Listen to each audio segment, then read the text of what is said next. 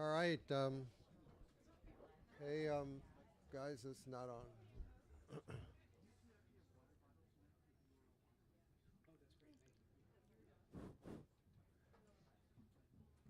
Good afternoon, everyone, and welcome to Politics and Prose. I'm Brad Graham, the co-owner of the bookstore, along with my wife, Alyssa Muscatine, and it's really a pleasure this afternoon to be introducing Major Garrett and David Becker, who are here to talk about their new book, The Big Truth, Upholding Democracy in the Age of the Big Lie.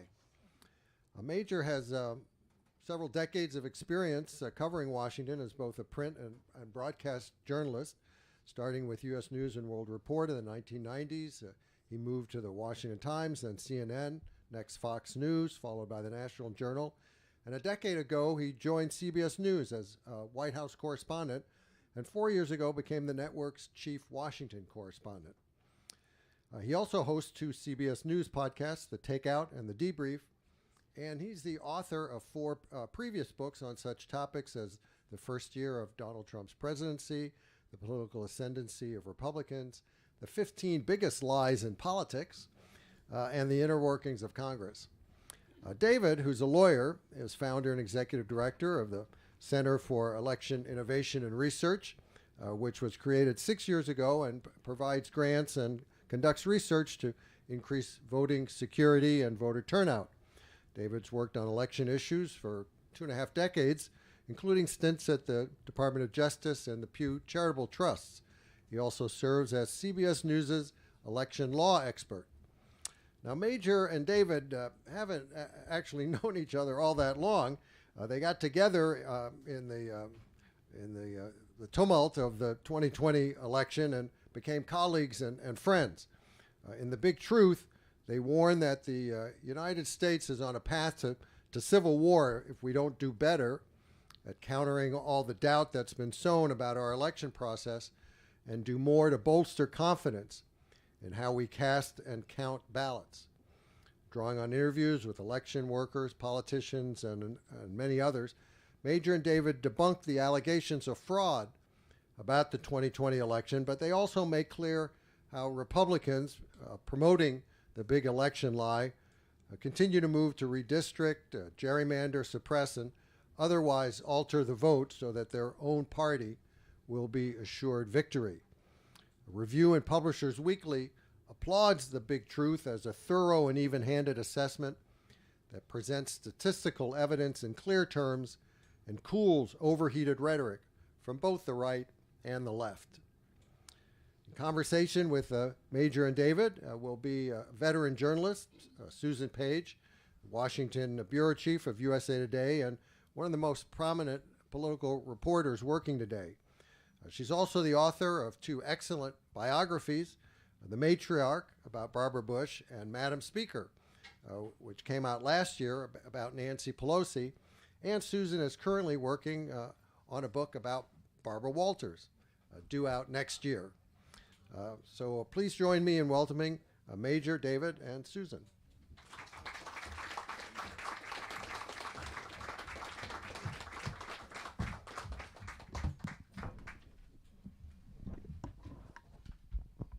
Hey, welcome. Such a great turnout. Thank you all for coming on this nice fall day to talk about this very interesting new book at this dangerous time for our country. I'm going to ask a couple questions of these authors, and then I'm hoping that you'll have some questions in about half an hour. So please be thinking of what questions you'd like to ask or what comments that you'd like to make. So congratulations on your book. Thank you, Susan. Thank you. It's gotten a great reception. I've seen you do a lot of events, provoke a lot of conversation. I want to start with the opening words in your book, which are these. You write, Americans talk a lot about civil war. Some say it is here. Some say it is coming. What do you say? I say be on the lookout. I say be cautious about this language. Later on in the book, we, in the very early pages, we quote Finian O'Toole, who used to work for the Irish Times, an article he wrote in The Atlantic talking about Northern Ireland and the Troubles. saying when you talk about civil war, it makes it more likely for it to happen. That casual language can have a velocity of its own. And I'll defer to Finney and O'Toole and people who lived in Northern Ireland on that subject, because they certainly know it much better than we do. But I take those words as cautionary for a country that is now in ways unrecognizable to me. I started covering national politics in 1990. Throw this terminology around. And we have a kind of embittered enemy rhetoric in our politics. And it alarms me. It alarms David. And if we visit this concept, this language, and this careless ease of talking about really dramatic, in some cases violent civil conflict over politics, and bring that to the voting booth and to the processes by whether we believe or disbelieve elections, we are on a deeply dangerous path. It's one of the reasons we wrote the book. Yeah, I mean, if we were a little bit wary about using that language in some ways, and we were pretty careful about talking about it. We're very clear this is not a prediction. We are not predicting civil war in any way. We are merely saying that this is a possible path given what's going on, and we hope it serves as a warning.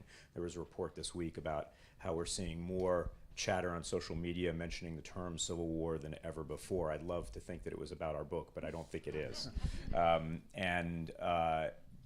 When we get to a point as a society, and this is something we all must look at ourselves in the mirror and ask, if we get to the point where we can't possibly process the idea that our side lost an election in a country which is divided pretty closely 50-50, and we believe that every election in which our candidate has lost has been stolen, the definition of a secure election becomes one in which our candidate wins, you can start justifying some pretty despicable behavior. Again, this isn't a hypothetical. This is literally what happened on January 6th. And so these are the kinds of things that we were quite worried about as we were writing the book, and tried to paint some pictures about I'll admit, some scary possible paths, and some possible ways out of this. Yeah, you write about it being that we're not in a civil war, but we're on a springboard that could lead to the civil war, to a civil war. But I wonder, the actual civil war, the deadliest war in American history.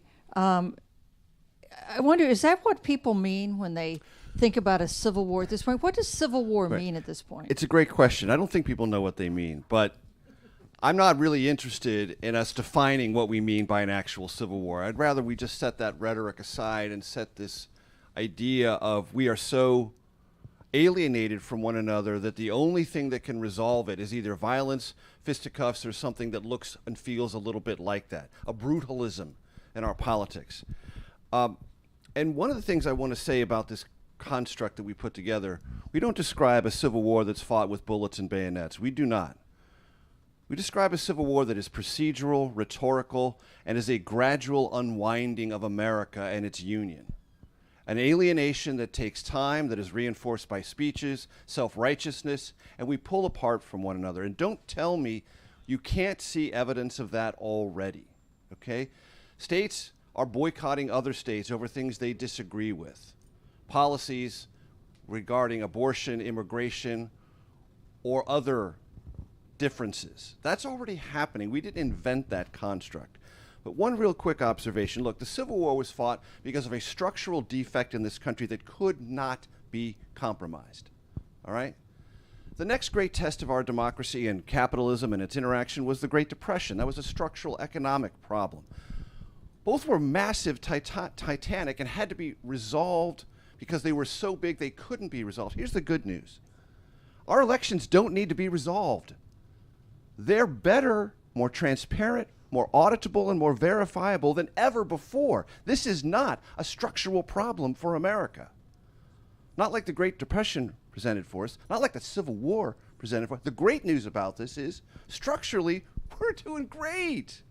It's our mind and our mindset and our attitudes that we need to re-examine. Yeah, I'd just add that I want to reinforce that point, because I think, we wrote this book and we hope it's a resource to many people reading it. We joke about how it'll help you during Thanksgiving when different political survive views are Thanksgiving around. is the way we think about it. Yeah. But we really do go into detail about the fact that we have the most secure, transparent, and verified elections in American history right now. The reason why that's so, and we can go into that in more detail, the paper ballots, the audits, the transparency and professionalism that has been built into the process. If your political candidate loses an election and is unsuccessful in the courts in getting it overturned, you just need to deal with the fact that you lost. And is there anyone in this country that hasn't suffered an incredibly disappointing electoral defeat in the last decade? That's Pretty much everyone in this audience, I'm willing to bet. But that being said, we should also have empathy for those people. And with this book, I hope it is balanced. And what we hope is people will look themselves in the mirror and ask, has my behavior contributed to this to some degree? I've had to do that personally. I know you've had to, Major. I mean, this is, we're on a very dangerous path if we can be, let's be honest, conned by losing candidates who we like and support, that an election was stolen from them, when in fact, for instance, in 2020, it was the largest margin of any presidential election in this century where Barack Obama wasn't on the ballot. It was not a close election by any measure. You know, we all know about the big lie. What is the big truth? So, Susan, you know this. We've covered campaigns together. We've traveled the nation together. I want to tell you something. The best day for me as a journalist covering a national campaign is Election Day. It's a beautiful, beautiful day.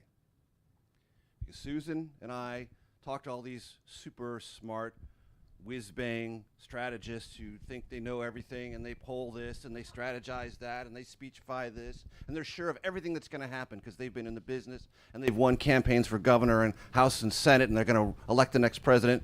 And you know what? On that day, they don't know. They basically think they know, but they don't ultimately know. You know why? Because on that day, we wait for who? Whom? We wait for all of us to do what? To let our voice be heard. And it's a beautiful moment of uncertainty. Now, is it always fully uncertain? No. Sometimes you have a pretty good idea. But there is that dimension of uncertainty, especially in close elections. Trust me, I was there in 2016 in New York, okay? That moment is beautiful in this country. And it's beautiful because everything else is in your hands and the hands of people whose voice they collect and then verify and report to an awaiting world. That's the part of this that David and I are passionate about. I think you can probably get that from my voice. And that we want to uphold as the thing it is. And this sort of sanctuary space that we don't disparage, that we don't slander. Because it's better than we appreciate. Yeah, I mean, this is, I want to come at this from the perspective of the men and women, our friends, neighbors, and family members all over the country that make an election actually work. We talk about them quite a bit in the book. Think about what a national election is. We have about 10,000 different election jurisdictions in the United States. Each of them has their own chief election official and staff. They're all professionals. They're professionalized more than they ever have been. We then rely upon hundreds of thousands, nearly 1 million volunteer poll workers all over the country who give of their time. If you've ever done it, and I'm sure some of you have, you know you don't just show up when the polls open and leave when the polls close. You take training beforehand. You show up hours before, and you stay hours after. And why is that? Because there are so many checks and balances and redundancies and transparencies that you have to check off on every box. And a national election, frankly, is a miracle. 160 million people who don't understand the process, the nuts and bolts of the process, I mean, at all. Most people in the United States don't think about elections like I do every day. Thank God. They have better lives than I do, probably. But, you know, in fact, more than half of all Americans, eligible Americans, don't vote except once every 4 years. We had the highest turnout in American history in a midterm in 2018, and we barely hit 50%. So this is something people aren't familiar with. We have all these different jurisdictions, all these volunteers we're relying upon, and in 2020, 160 million Americans in the middle of a global pandemic made their voice heard. We have never run a perfect election. That's impossible. And yet that election withstood the scrutiny of over 60 courts, of of social media, of the attacks on election officials that we've seen as we sit here now, 705 days since that election. And I mean, again, I started my career suing election officials with the Justice Department. And I learned that these people are incredible professionals, regardless of their political views, who feel a calling for this work. And it's actually incredible how successful our American democracy is. One other quick point I'd like to make, because I think this is something that people don't realize. We run the most complex elections in the world. Not only are we decentralized, think about how many pages are often on your ballot. Think about how many races are on your ballot. There was a big line after the Arizona primary when some Arizonans were complaining that it took them long to count ballots. Well, France can do it in a night. You know how France votes? They have one race. They give them an envelope, they give them different colored pieces of paper, and they put one piece of paper in that envelope. That's pretty easy to vote.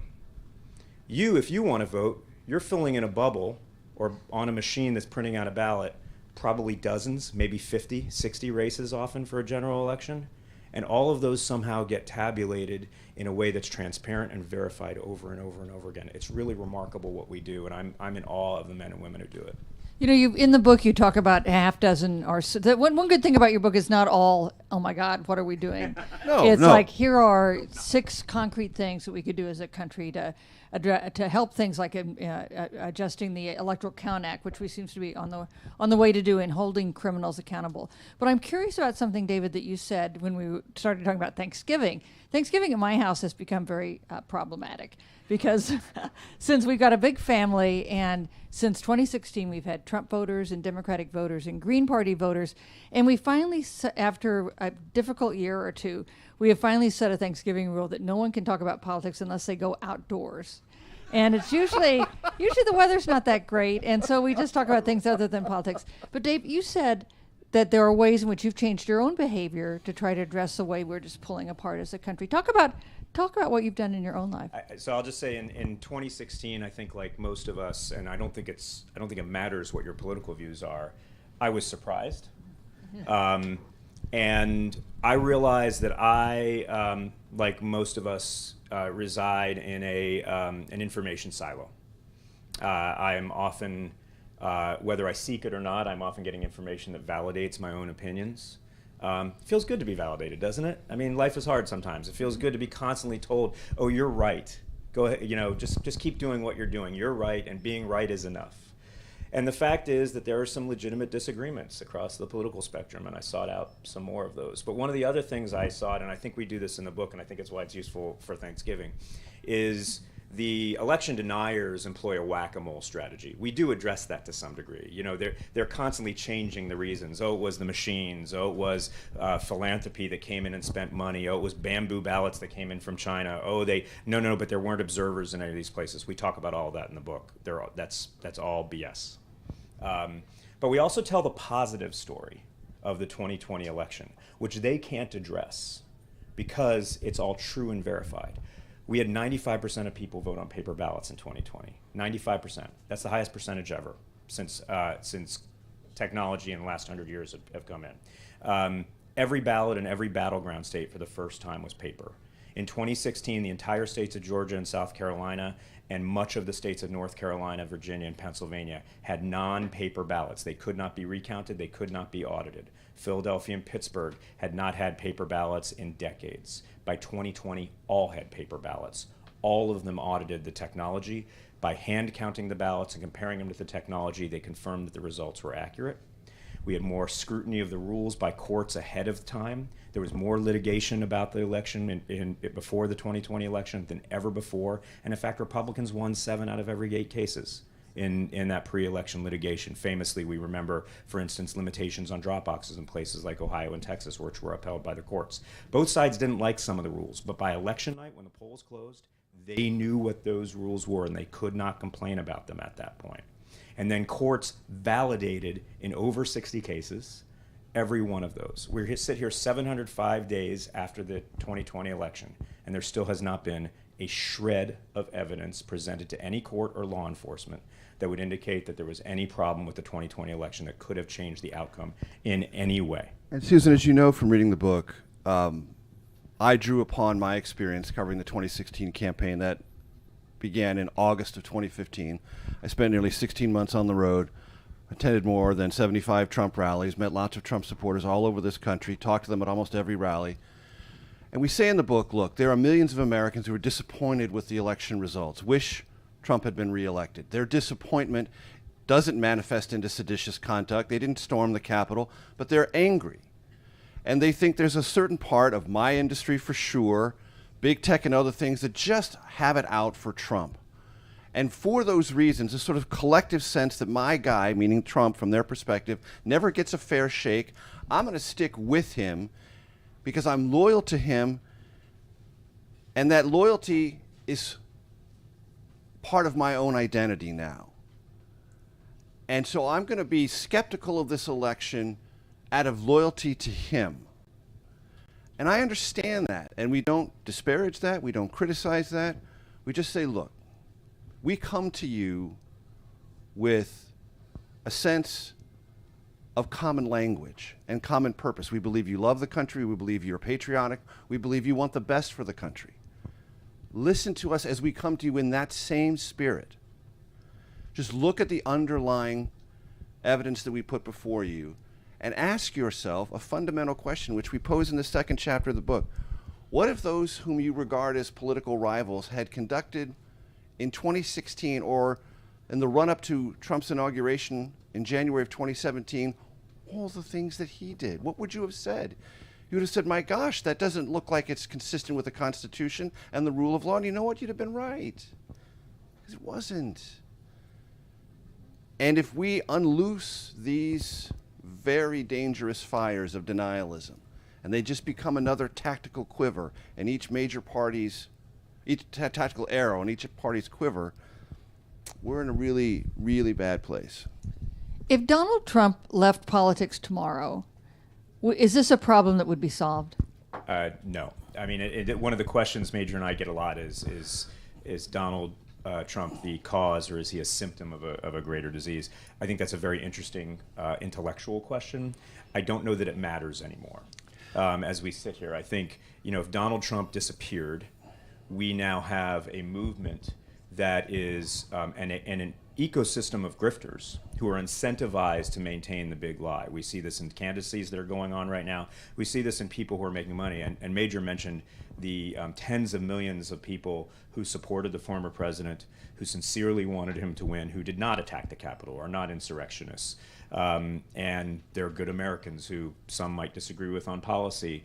And sadly, they've become the targets for this grift. People who voted for Biden, people who oppose Trump, they're not giving $25 a pop or $30 a pop to watch documentaries that are made up.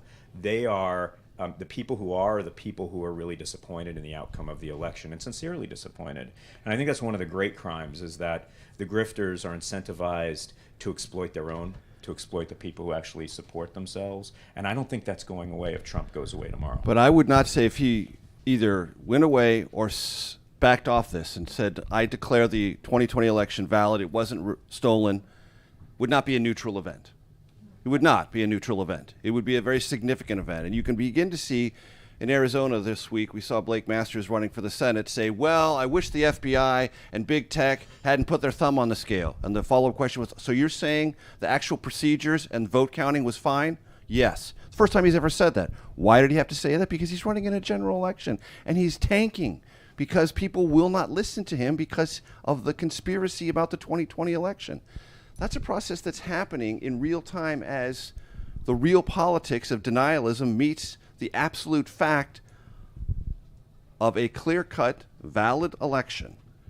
And if Trump were to cash in those chips and say, I'm done with that, that would have an effect down ballot and on other Republicans and on this overall conversation. But I think it wouldn't end you it. and I both agree the chances of that are zero. Very, very, very, very slim.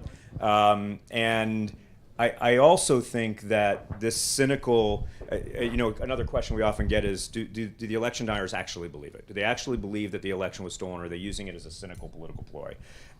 Again, I'll let people debate that. I don't know that it matters, because if some of these candidates who are now trying to, by the way, some of these candidates called for arrest of election officials, called for attacks of them at their homes, sometimes when their children were there. They've been claiming and using the language that elections were stolen, and now they're trying to tack a little bit towards the center. If they lose, do we have any doubt what they're going to claim at that point? And what kind of danger does that put those places in? And we're talking about violent danger. I'm not talking about some kind of ethereal democratic danger. I'm talking about real violence in some places. In about 5 minutes, we'll go to questions. So if you have a question, you might want to line up at the microphone, and we'll go to you in just a few minutes. We have a presidential election coming up in 2 years, but we have a midterm election coming up in 4 weeks. For these purposes, for the issues that you're looking at in your book, The Big Truth, what are you watching for in the midterms? David?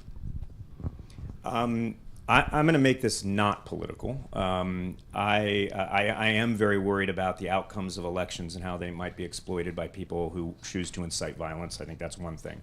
I'm going to say this every day through probably Thanksgiving. Do not expect to know anything on election night. And tell all of your friends and family, don't expect to know anything on election night. And for members of the media, and I'm going to be working with the media, set the expectations accordingly. We will likely know virtually nothing on election night. There are going to be individual races that are incredibly close, and the process is working if it takes time under transparency and rules that were set in advance. And then the margins in the House and the Senate are going to be so narrow that we might be waiting for races to be determined, in some cases weeks. This is never discussed. California takes longer to count ballots than any other state. Why don't we care about that? Because the statewide races have such large margins. But we have 52 new congressional districts in California, and control of the House could come down to one of those. And I'm telling you, we might be waiting till Thanksgiving, and we should set expectations now and be ready for that. And a couple of other things. Lots of states have changed their laws since 2020, some more restrictive in that direction, some more expansive in that direction. So there are election law changes. There'll be different procedures. We've seen in some primaries where states have changed their elections, even experienced voters, which by definition primary voters tend to have had a little bit of difficulty adjusting to these new rules. Voters are going to adjust to new rules and new congressional districts, which sometimes changes locations of precincts. There's going to be some getting used to the new terrain. That's one thing to keep an eye on. Remember, I believe in 8 states already we've started early voting. It's working just fine. I voted today. Yeah, there you go. Early voting is becoming more common. And what I'm going to be curious about is if in some of the states which have been more restrictive in terms of their early voting, if some of the Republicans are not tripped up by that. Because let's remember, before 2020, early voting was a bedrock get-out-the-vote strategy of which party? Hello, it wasn't the Democratic Party. It was the Republican Party. Let me give you a classic example. In 2014, one state, Republican Party, had a massive early vote campaign. Do you know what state that was? It was Georgia. Okay? Massive. Sponsored by the state Republican Party. Early vote, it's your best way to have your voice heard. And guess what? It is. Until you stop doing it, and guess what happens? Suddenly you lose an election you're not expected to lose. Okay? So I'm going to be watching for that. Or do Republicans who go back to post-pandemic voting patterns, do they get tripped up by these laws that, well, where's your serial number and where's your driver? What is all, wait a minute, what's all this technical mumbo jumbo? I just want to cast my ballot. Oh, well, okay. So I'll keep an eye out for that. Let's go to some questions. Sir, you are first up. Thank you. Just quickly, I spend half the year in D.C. and half in Arizona. Okay. Beautiful So- state, beautiful place. Yeah, and I talk to all sorts of people in both places. I have 3 quick questions. If you answer 2 of them, I'll be very happy. Can you say something about the role of the Supreme Court in all of this? Because talk about visible leadership, it's certainly gone in the direction, especially in election matters, of deciding cases by what appears to be political blocks. Okay. And that impact on people. Secondly, state legislatures, which there's basically no bipartisanship in any state. So Fewer and fewer, yeah. And third, you talked about loyalty of the people, and it's sort of an irrationality, and it's a bit like telling someone who's one religion that they really ought to be another religion, you know. And do you see any parallels, not in terms of the ultimate result, but in terms of what happened in Germany and what the leadership in Germany was doing, tapping into a feeling among people that got out of control, and where this might go here? So 3 questions: Supreme Court, legislature, David, take the court. history. Right. Take 2 of them. So first of all, I will say with regard to the courts, election deniers and anti-democratic forces win when we lose trust in institutions. It's very easy for them because it's easy to play both sides on that, but they win when we lose trust in institutions. And a fact is that when it comes to the outcomes of elections, at least, we might disagree on some other policy issues, courts have actually held up. Courts held up in 2020, rather, and the Supreme Court held up in 2020. I actually have a decent amount of confidence that courts will not act in anti-democratic ways when there are ballots already cast and there are ballots to be counted. The paper ballots are a big part of this. That transparent process is actually very, very significant. Secondly, and this relates to the legislatures, by the way, we talk a lot about elections as if they're one thing. They're not. Presidential elections are different than all other elections. Presidential elections, because of the Electoral College, have an additional step that could be exploited. But even then, the law is very clear that legislatures cannot, post-election, after Election Day, change the method by which they can choose electors. Now, there might be some dispute over how they were selected prior, but they can't say they didn't like the people's choice and they go the other way. And this is very important because when we're talking about the Electoral Count Act and other things in state legislatures, that limit, even the RNC in their brief in the upcoming case, the Moore case out of North Carolina, which is about the independent state legislature theory, even the RNC has said in their brief that is not legal under the Constitution. They have conceded that completely. I'll just say one last piece and then give it to Major with regard to, I want to be careful about this, previous anti-democratic movements in the 20th century. One of the things you see consistently in authoritarian movements in the 20th century, especially very successful ones, is they target the civil servant class. They target the public servants who make government work. We are seeing that in this country. We are seeing that in healthcare, we're seeing that in law enforcement, and we're seeing that with election workers. And they're targeting them to make their lives miserable and to make them leave the profession. And that is often a precursor to authoritarian movements. Right, and to create a sense of powerlessness and that there's nowhere you can turn, so that you have to turn to a strong person or a strong figure or a strong party backing a strong person, strong figure. Look, you don't need to be here to ask us that question. It's already on your mind. It's on the minds of a lot of people. You can read about it routinely. All I'm saying is we wrote this book as a warning writ large about all of those. So, sir, you got all 3. Congratulations. Ma'am. That's what you call a ringer Yeah, right there. That's right. a ringer. Yeah. I have a question, but before that, I want to disagree with you. I'm an attorney. I'm a retired Fed. And the Supreme Court has done incredible damage to our electing system, our elections, by destroying campaign finance. All of this is financed by the Koch brothers and their friends, and the Supreme Court has said a corporation is a person and that money is speech. That's all they had to do. The question is, the book sounds very interesting, but I hope it's not a both sides-ism book. The Democratic Party has behaved responsibly, and the Republican Party, starting with Newt Gingrich, has behaved incredibly irresponsibly. They're the ones who are destroying the country. All right. Thank you so much. I'll just say there are things in this book that Will people not on please both you. sides are Yeah. going to hate. Yeah. This book is about taking a hard look at ourselves, regardless of our political philosophy. And the fact is, this is not morally equivalent. We talk about this all the time. This is not 50-50 responsibility. It's not remotely close. It might not be 99-1, but it isn't 100-0.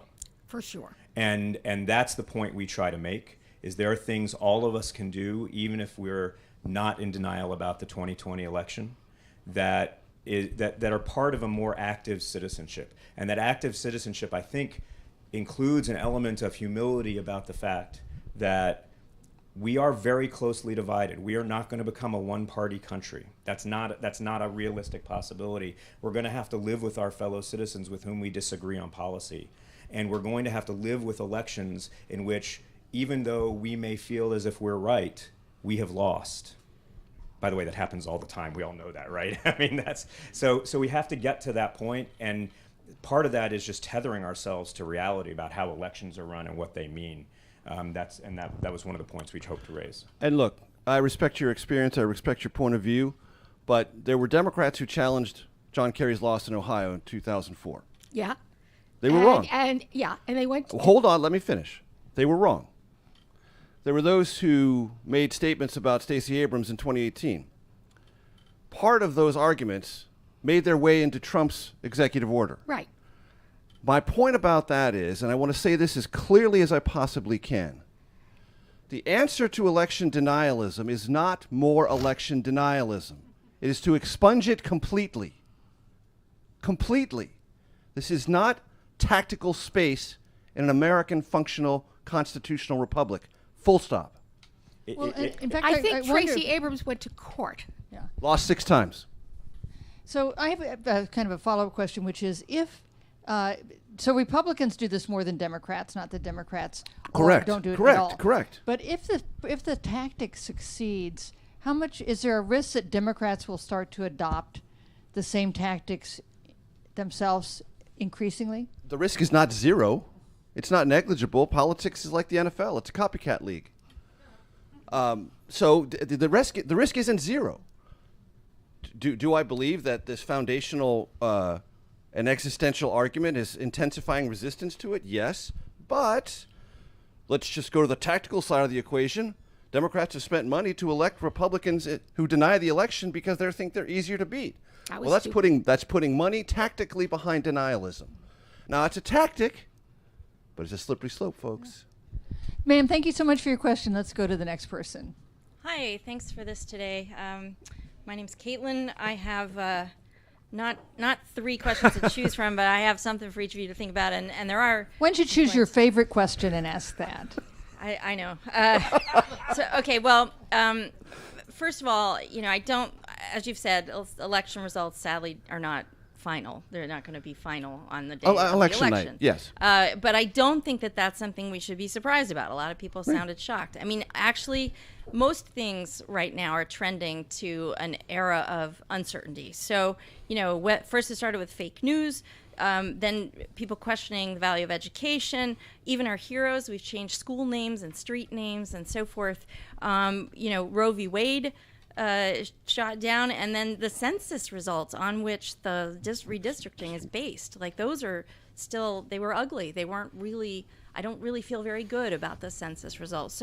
So I don't think, though, that the answer is that we should demonize questioning.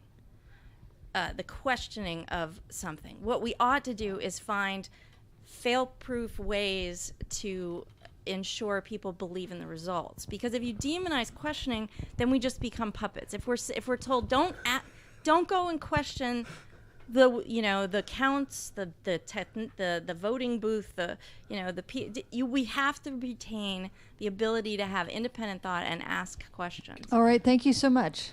We are Foursquare. Stand alongside independent thought and skeptical questions. The point of writing the book is those skeptical questions have been asked and answered repeatedly, okay? And then the skeptical questions morphed into something completely grotesque, which are theories and conspiracies that have no basis in reality. And that is perpetuated and energized and made violent a decision or a mindset about something that people think is true that is untrue. That is not skepticism.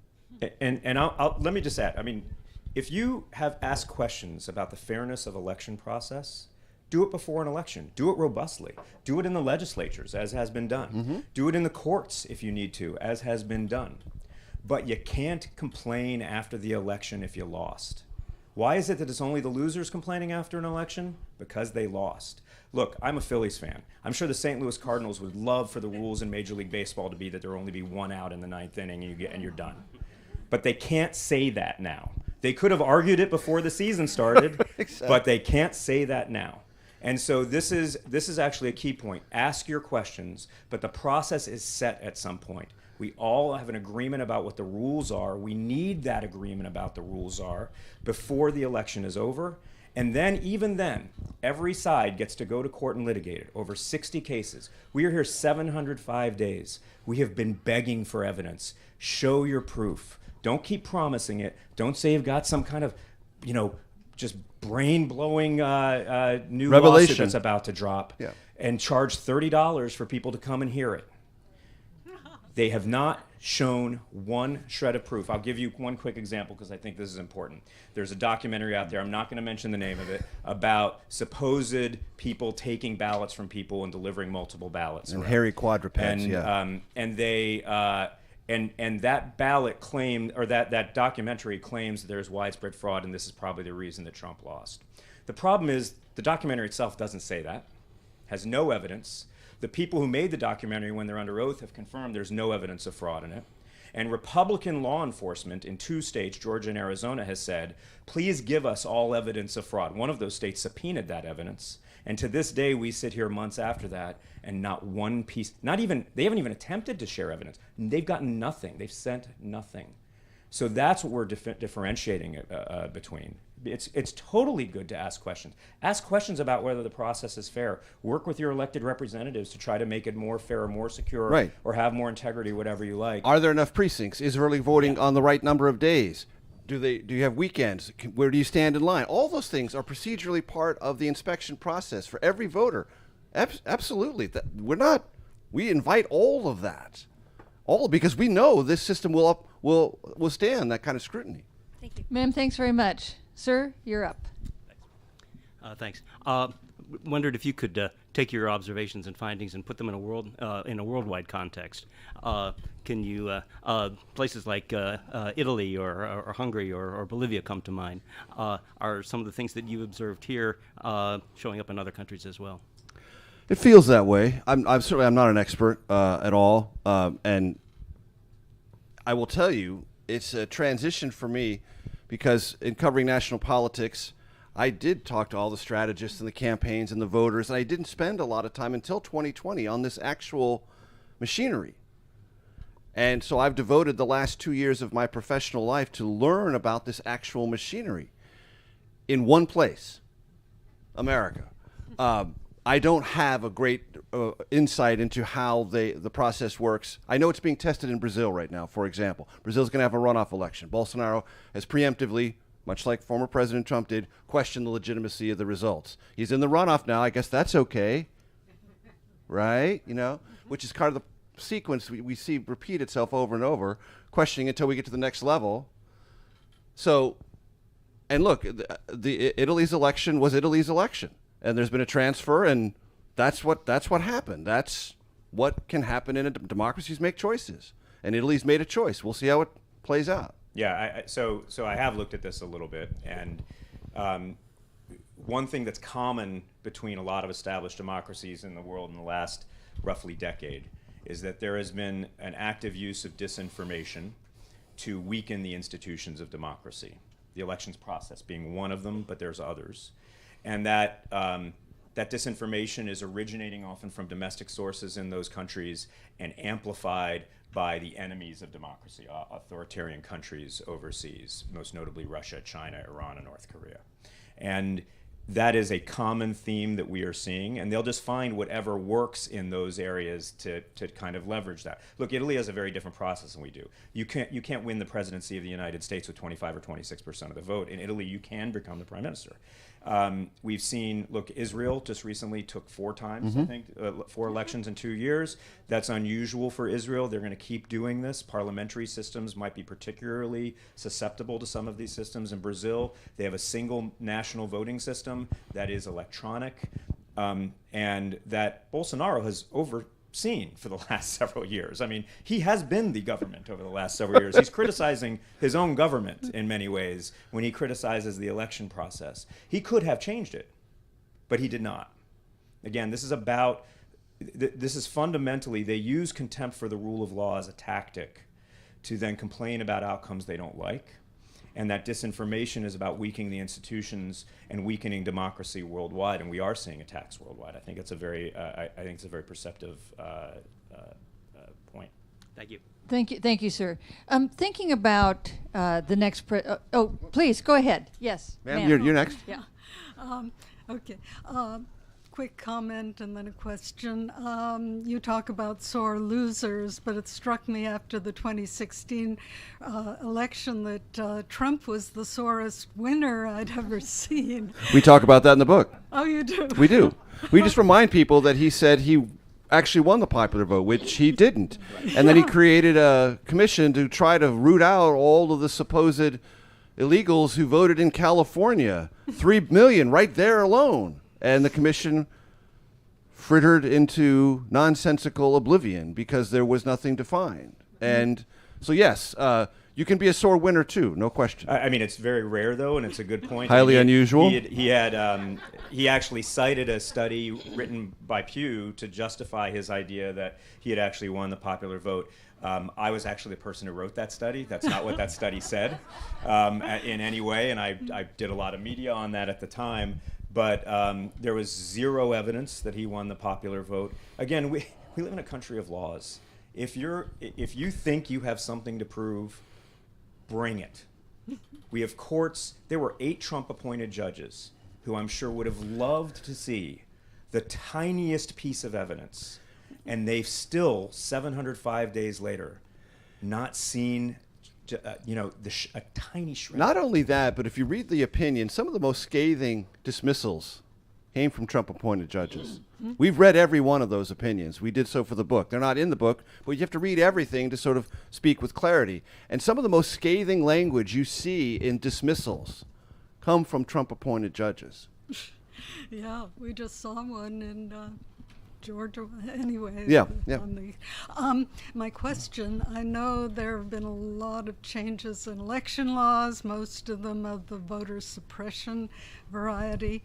I'm concerned that the people who make it to the head of the line voting may still find their votes thrown out because the Republicans apparently are going to have election observers who are going to object. What does David? What I'm going to say is probably going to surprise many of you. The language of voter suppression is often overblown, sometimes for political reasons.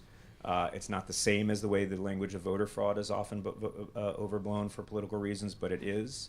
My organization my nonprofit's going to release a study next week, and we're going to talk about this. This is the fact. For voters who could vote by mail in 2020, they're going to still be able to vote by mail in 2022. For voters who could vote early in person in 2020, they're still going to be able to vote early and in person in 2022. And I'm very concerned, as someone who cares about people being able to express their votes, that we may be telling people it's going to be hard to vote when it's not. Well over 90% of people in every poll, every election, every place say it was pretty easy to vote. Are there some places where it's harder? 100%. Texas is a hard place to vote. It's a hard place to get options. You know where else is kind of hard? Connecticut. Delaware, New York. I mean, this is something that doesn't fall into strict political, into an easy political classification. But for most voters, everyone is defaulting. Half the voters are defaulting to not voting in a midterm. 50% turnout is off the charts high in a midterm. And I know this from research I've done over decades. If you tell them that voting is going to be hard, that there are powerful forces arrayed to prevent them from voting, that they might run into observers. And by the way, there are people in campaigns that tell people there are going to be armies of observers at every election. This was true in 2016 and 2020. They never materialized. Why did they tell them that? They're hoping they will scare voters from showing up. So I think we have to be careful about this to some degree and focus on the actual facts. almost every voter is going to have an easy time voting. Our voter lists are more accurate than ever before. There's more people who have access to vote by mail than ever before. There's more people who have access to early voting than ever before. We have more paper ballots that can be verified and recounted than ever before. Tell everybody you can. Go vote. It's easy. You'll enjoy it. Thanks very much. We were almost out of time, so I'm going to pose the last question before they turn to signing copies of their excellent book, which are available for sale at this fine bookstore. Thinking ahead to 2024, I wonder if 2020 was a tough election. We continue to litigate it. It was capped by the violence on January 6th. Looking ahead to the next presidential election, have there been lessons learned and applied that make it less likely we're going to face a situation like that again? Or is it something that we could even get worse? Which situation are you talking about? January 6th or the actual election? I actually mean the unwillingness to accept the results of a free and fair election, which has created this crisis. Well, look, we're going to get a test case for that in the midterms because there are going to be a lot of close races. Let's just be honest. Wisconsin will probably have 2 very close races. The Senate and governor's race will probably be close. Arizona's governor's race is going to be close. Georgia's Senate race could be close. Georgia's governor race, probably not. There'll be close races in Pennsylvania, Nevada, possibly. And close races, just me saying it, I can feel it, that everyone's like, what's going to happen? Who's going to win? It feels so big. And when they're close, that emotional investment gets higher and gets more volatile. And to David's point, if it takes 2 or 3 days, as it might, because we're going through the process, and maybe brief pause. So those who question election results routinely and almost reflexively stomp on the media. Okay, 'cause the media is a big problem. Let's be clear about one thing. Elections are certified days and days and days and days after. Who calls them in the interregnum? The media. Okay, so if we're so terrible, why, when we call it for you, are we suddenly instantaneously cleansed and valid? Okay? The media does call them. The AP has an unbelievable, ungodly record in this score. And if you have spent time, as I have, understanding how they go through that process, you are slack-jawed in amazement of how well they do it and how AP takes this responsibility so seriously. But the AP's call isn't the final word. It's the certified results that's the final word, and we have to wait for that. So in this intervening period on the midterms, in closely contested, closely divided states, we're going to get a preview of what 2024 and this infection, this virus of denialism, and how does it manifest? Because whatever happens in the midterms will either be decelerated or accelerated in 2024. David, you'll get our last word. What do you think about 2024? I'm worried. I think we're not going to know for sure until 2022 is over. I mean, I think there is a way for the citizens of this country to do what, honestly, I think Republican voters in Georgia did, which is to say, we're going to reject the election denial. We might have legitimate policy differences, but they renominated Brian Kemp, they renominated Brad Raffensperger, who'd both stood for the integrity of an election in which the candidate they voted for had lost. And there might be some political incentives that change here that could make things better. I think one other thing that I'm cautiously optimistic about, and you mentioned it, is the Electoral Count Act reform, which doesn't change the law significantly, by the way. It doesn't go, we don't go from the vice president can decide who the president is by him or herself to they can't anymore. It just clarifies that, and very importantly, one thing that is changed, it raises the threshold of objections. So no more could a single member of each house decide to sidetrack and derail the joint session on their own, which I think is really helpful. The bills are slightly different. So I'm cautiously optimistic about that. But I'm very worried that we could see, and this could be the best case scenario, election deniers lose their races and decide they're going to burn the house down. And that might be figurative, could be literal. And where are we in the aftermath of that? Yeah. Well, thank you On both. that cheery note, Yeah. have a wonderful Saturday afternoon. Thanks very much. Thank you all for coming. So only 6.5 weeks until Thanksgiving. Copies of The Big Truth are available at the checkout desk. Get them now. And these two guys will be up here signing. We will indeed. Please